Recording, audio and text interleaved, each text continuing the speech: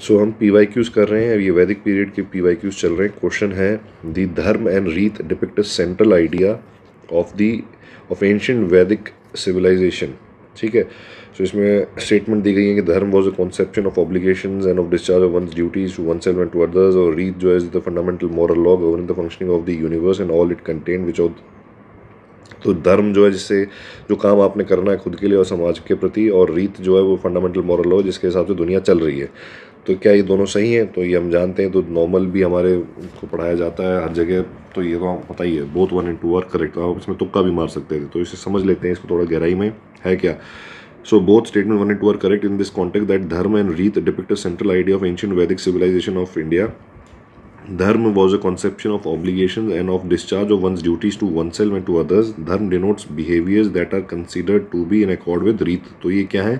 ये वो behaviors हैं जो अपने हरकतें करनी है in accordance with रीत, जो कि रीत के अकॉर्डिंग होनी चाहिए। ठीक है, तो concept is believe to be transtemporal. Transtemporal क्या होता है? जो टाइम्स के आगे ट्रांसेंड कर जाए, मतलब किसी टाइम के लिए नहीं है, चलता रहेगा, अनंत तक चलता रहेगा। ठीक है, validity is one of the पुरुषार्थ, मेहनत के बारे में यहाँ पे डिस्कशन करा जा रहा है। तो इसमें इतना ज़्यादा घुसने की ज़रूरत नहीं है। कुल मिला के ये बताने की कोशिश कर रहा है कि ये जो धर्म का जो कॉन्सेप्ट है वो अनंत तक चलता रहेगा।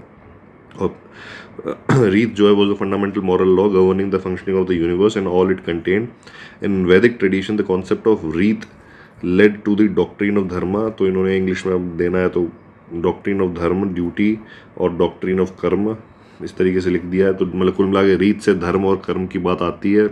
धर्म में जो है आप अपना, आपको क्या सही है, क्या करना चाहिए, और कर्म जो है वो आपका एक्शन हो गया। ठीक है, धर्म आपकी ड्यूटी हो गई और कर्म आपका हो गया एक्शन। क्या सही है क्या गलत वो हो गया धर्म, और जो आपकी ड्यूटी बनती है वो हो गया धर्म, और जो आपने काम कार्रवाई करनी है वो हो गया आपका कर्म।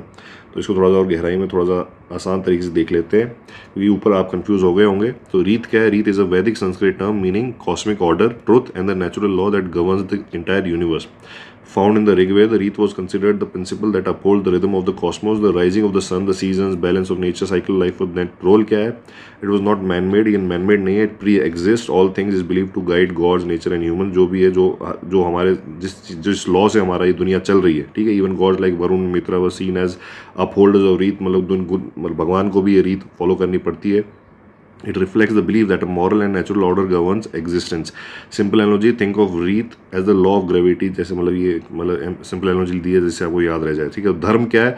धर्म is the code of conduct, duty, responsibility and righteousness that human must follow. Origin, it evolve from rita in the later Vedic period. Role, it is human centered based on social, ethical and moral obligation. Dharma is contextual, it varies based on your role in society.